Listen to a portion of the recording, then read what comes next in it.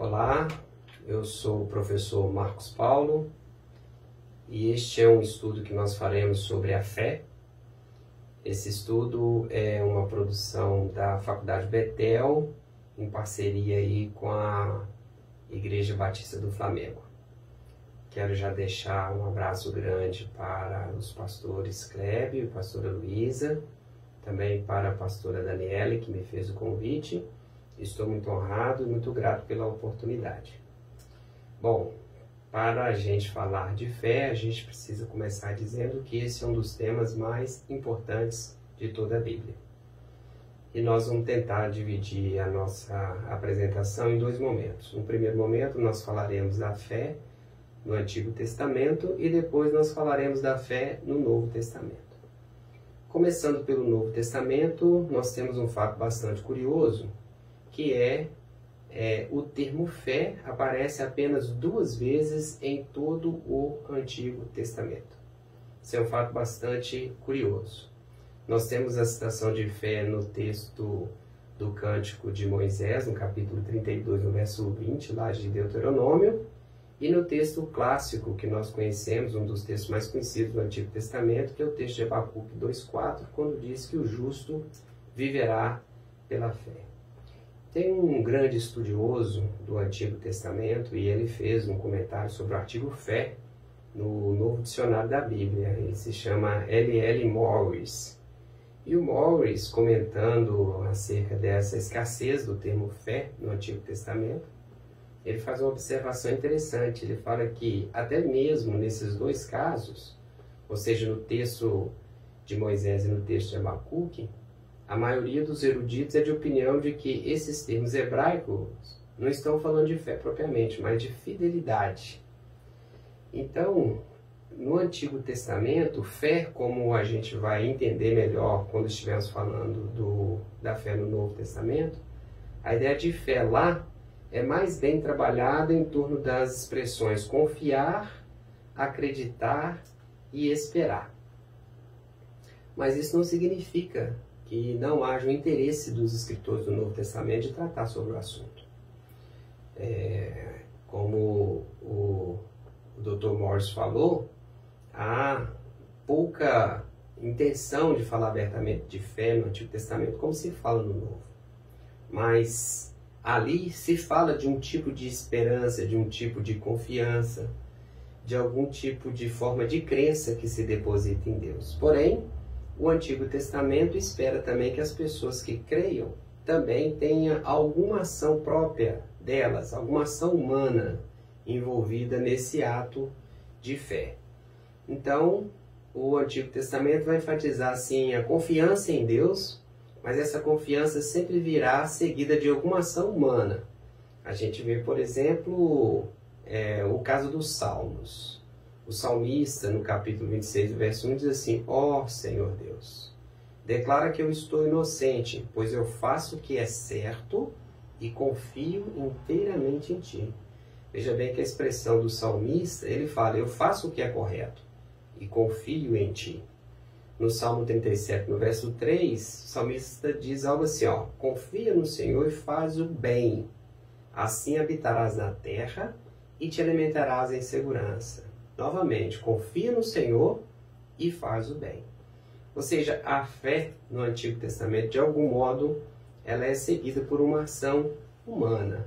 Se a gente pensar em Abraão, que é um símbolo de fé do Antigo Testamento, os atos de fé de Abraão, eles sempre foram também seguidos de um ato disponível dele, um desprendimento de Abraão na direção de Deus, uma ação dele, né?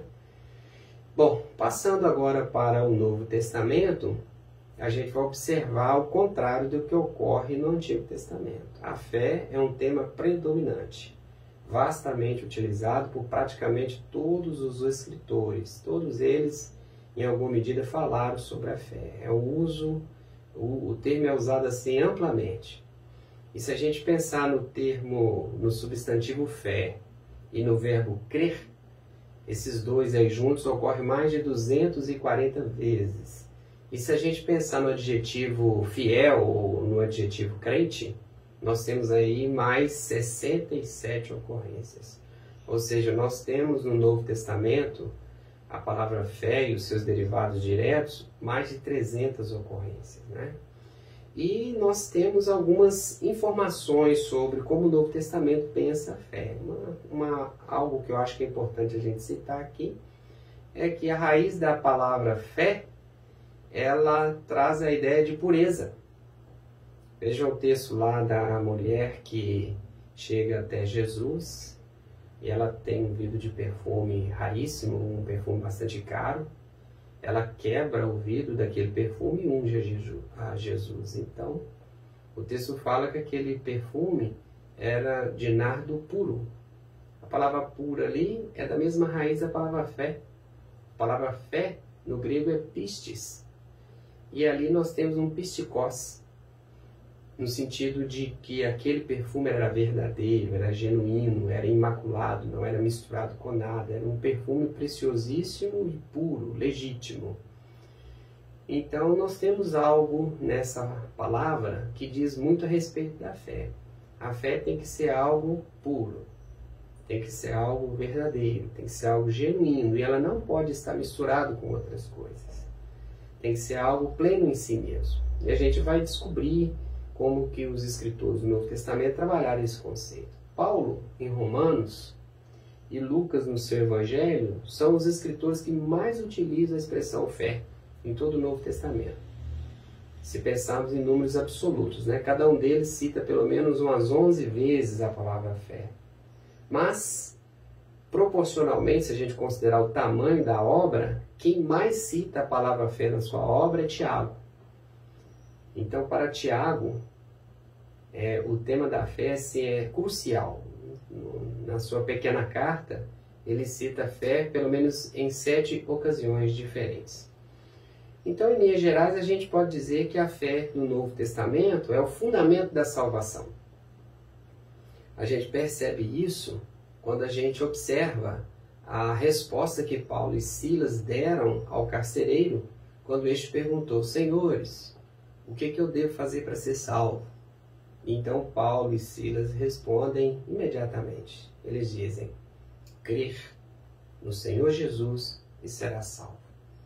Portanto, eis aí a base de toda a definição de fé que a gente vai encontrar, especialmente no apóstolo Paulo, mas também nos demais escritores do Novo Testamento. Isso aí, essa fala, na verdade, é uma citação de Lucas no livro de Atos, e como a gente sabe bem, Lucas escreve à luz das memórias de Paulo, e essa ideia da fé como fundamento da salvação, Lucas apresenta ela e depois Paulo desenvolve em suas epístolas. O evangelista João vai na mesma linha. Ele afirma que aquele que crê nele tem a vida eterna. Ele aí é Jesus Cristo. A gente vai ver um pouco mais sobre como que João trabalha a fé quando a gente estiver falando do seu evangelho. A fé em Cristo, portanto, no Novo Testamento, é a única maneira que alguém pode vir a ser salvo. Vamos ver então, de forma mais separada, como que os blocos ou os escritores do Novo Testamento trabalharam a concepção de fé. Nos evangelhos sinóticos, Mateus, Marcos e Lucas, a fé está intimamente relacionada com a ideia de cura. A gente vai perceber em diversas ocasiões Jesus dizendo para as pessoas: sua fé te salvou, a sua fé te salvou, a sua fé te salvou. Só que o que a gente tem no contexto é um ato de cura. Vai em paz, a sua fé te salvou. Nesses casos, nós não estamos falando de uma salvação propriamente dita, como a gente diz, como uma salvação espiritual. Jesus está falando para alguém que acabou de ser curado de alguma coisa, como é o caso da mulher do fluxo de sangue. Depois que ela rompeu a barreira que a multidão impôs, que a sociedade impôs, e que ela conseguiu finalmente chegar até Jesus e tocar ali nas suas vestes e ser curada, Jesus diz: alguém me tocou. E ele estava falando de um toque especial. E quando finalmente descobriram que aquela mulher tinha tocado a Jesus, ela imaginou provavelmente que seria morta, porque ela infringiu ali várias leis, né? Especialmente leis de pureza do rito cerimonial judaico, e Jesus era um rabi, então provavelmente aquele ato dela teria selado a sua vida. mas ela tinha sido curada. Talvez ela pensou que eu vou morrer, mas no meu último momento de vida eu morri sã, curada. E Jesus volta a atenção para ela e ao invés de reprimi-la, como as pessoas esperavam, Jesus diz para ela, olha, a tua fé te salvou.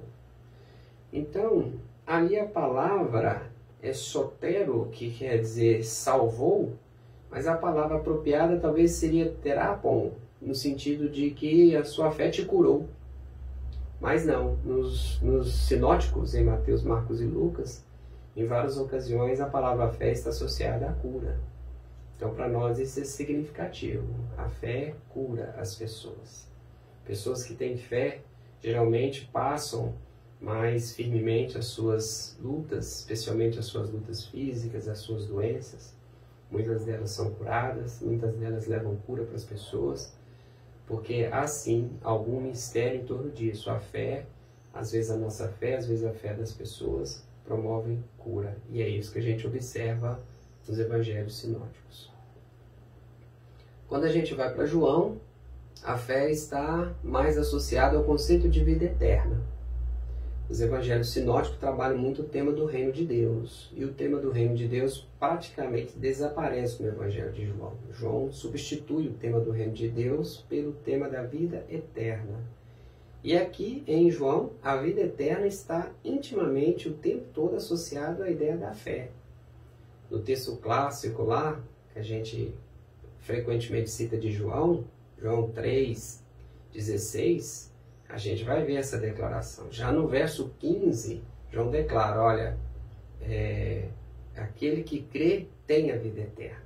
E no verso 16 ele fala, porque Deus amou o mundo de tal maneira que deu seu Filho unigênito para que todo aquele que nele crê não pereça, mas tenha a vida eterna. Mais adiante, no verso 36, ele fala, quem crê no Filho tem a vida eterna. E no capítulo 6, verso 40, de novo a mesma ideia. E a ideia que está esparramada pelos demais capítulos do Evangelho todo.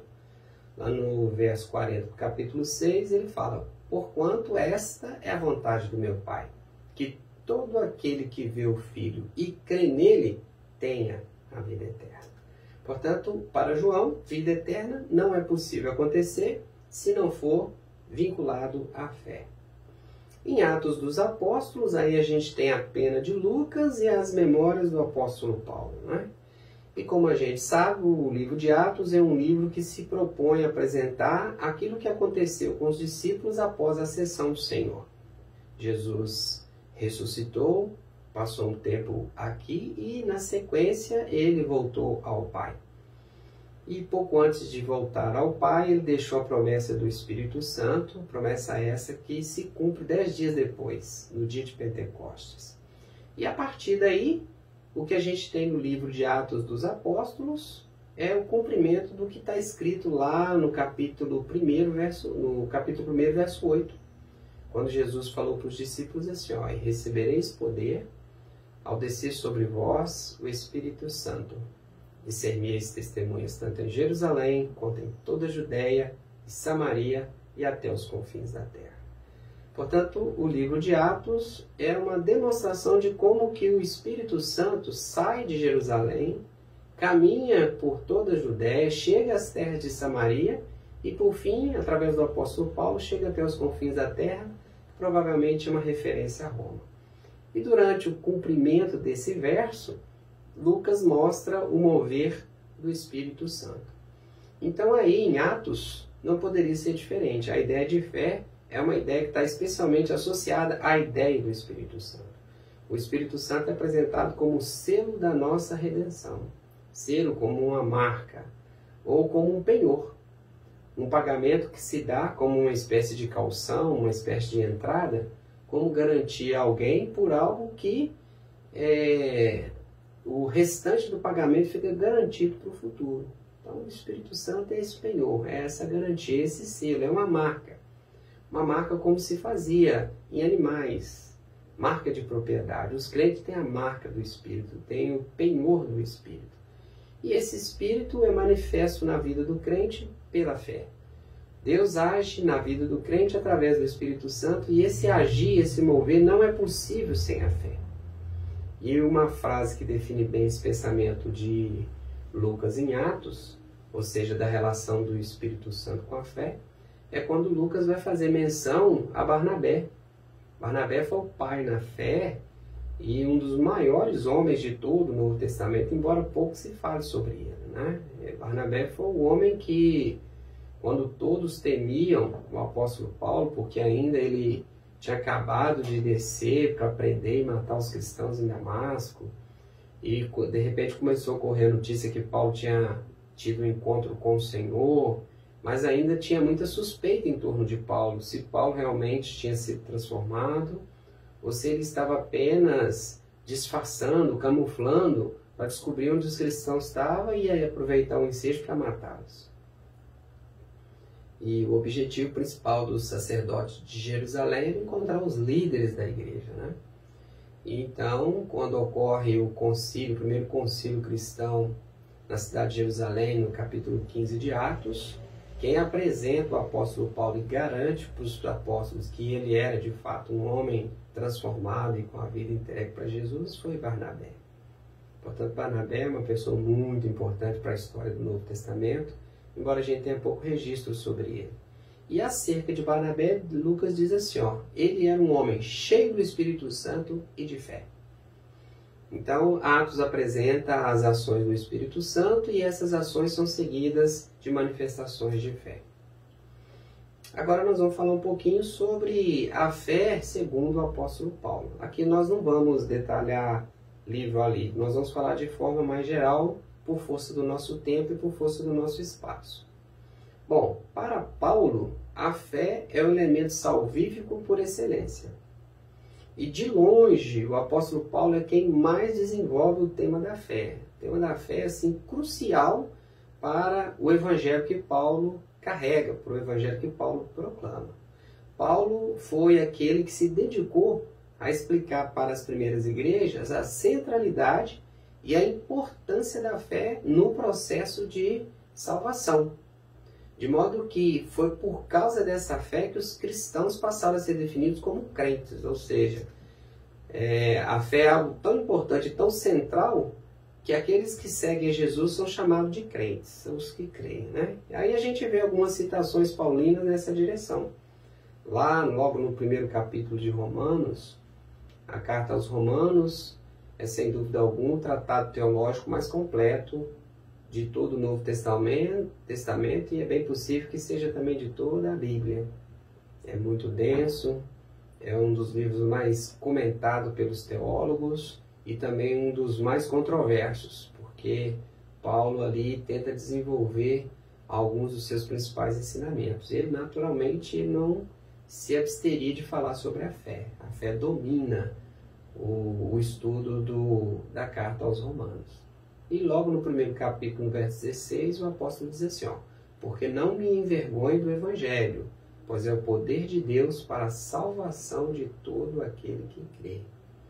Portanto, o Evangelho só é possível exercer o poder de Deus e promover a salvação, de acordo com o apóstolo Paulo, na vida daqueles que creem. Mais adiante, no capítulo 5, ainda em Romanos, Paulo fala assim, justificados, pois, pela fé, tenhamos paz com Deus. Ou seja, no primeiro momento ele fala da salvação pela fé e agora ele fala da justificação também pela fé. Já em Gálatas, um livro bastante parecido com o livro de Romanos, assim, em termos de conteúdo, mas um livro em que Paulo relata um dissabor e uma controvérsia que ele teve com algumas pessoas que estavam modificando a pregação do Evangelho, os judaizantes, né? Ele fala lá no capítulo 2, no verso 1, sabendo, contudo, que o homem não é justificado por obras da lei, mas sim pela fé em Jesus Cristo. E aqui ele usou essa expressão justamente para contrapor esses judaizantes que ensinavam que a pessoa não bastava apenas ela acreditar em Jesus Cristo e no seu sacrifício expiatório. Ela precisava também acrescentar aí alguns elementos, como aguardar o sábado, a circuncisão, dias santos, luas novas, rituais alimentares, que o apóstolo Paulo disse que todas essas coisas são sujeitas e são pequenas e são dispensáveis à luz da fé. Uma vez que a fé está presente, tudo que a salvação precisa para acontecer já está posto. Portanto, para Paulo, nos seus escritos, a fé é o mecanismo que torna possível a salvação. E aí Paulo fala que ela também torna a ressurreição das pessoas algo possível. Ao escrever aos Colossenses, lá no capítulo 2, verso 2, ele disse: pois, quando vocês foram batizados, foram sepultados com Cristo. E no batismo também foram ressuscitados com Ele por meio da fé. Então, Paulo está dizendo que o batismo simbolicamente fala da nossa morte e da nossa ressurreição com Cristo. E essa ressurreição que nós tivemos no ato do batismo acontece na vida por meio da fé. Bom, o escritor de Hebreus também é alguém que se preocupou com o tema da fé. E geralmente quando se vai falar do estudo de fé, um dos textos mais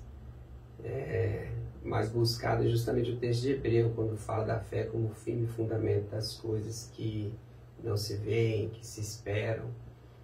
Mas o escritor de Hebreus trata da fé num contexto bastante preocupante.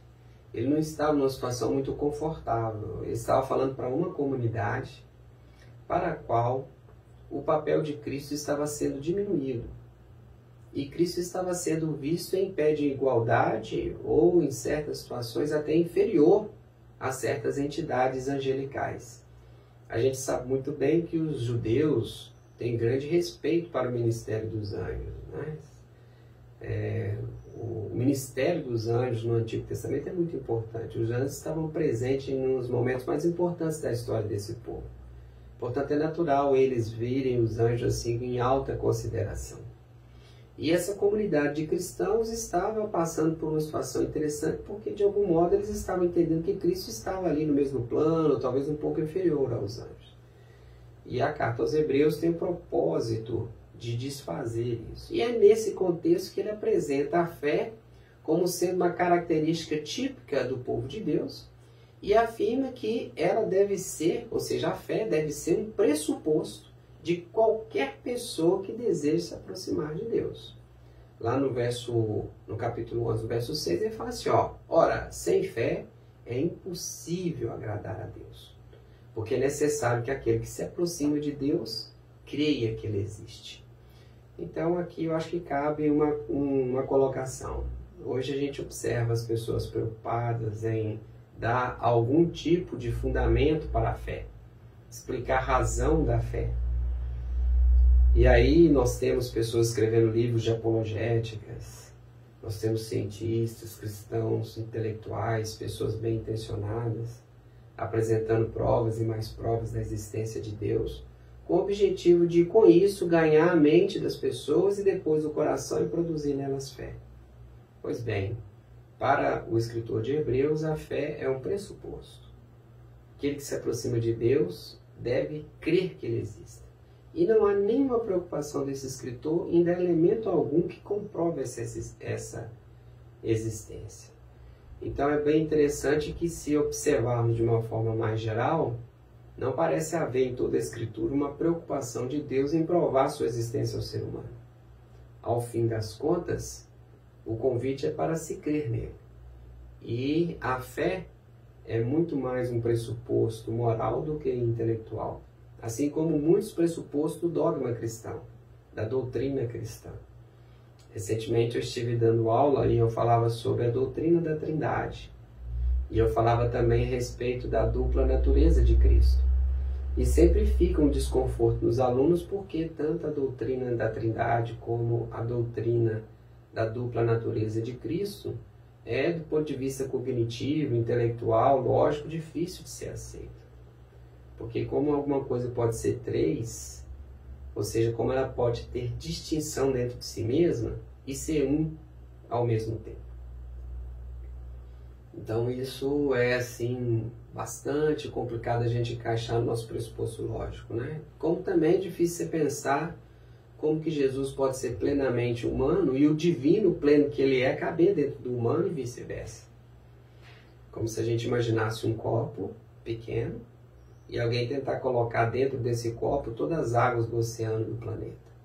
isso seria a comparação de juntar a humanidade de Jesus com a sua divindade. Simplesmente a divindade não comporta a presença do humano. Mas nós cremos e assim ensinamos, e por mais que haja alguma dificuldade intelectual nisso, continua sendo um pressuposto da nossa fé, do nosso ensino, da nossa pregação, e sempre foi assim. E o cristão nunca teve problema com isso. Nós não temos problema em aceitar o camelo da ressurreição. Nós engolimos o camelo da ressurreição. Nós engolimos o camelo da ideia de que um dia nós seremos ressuscitados e iremos viver plenamente com Cristo e com Deus na eternidade.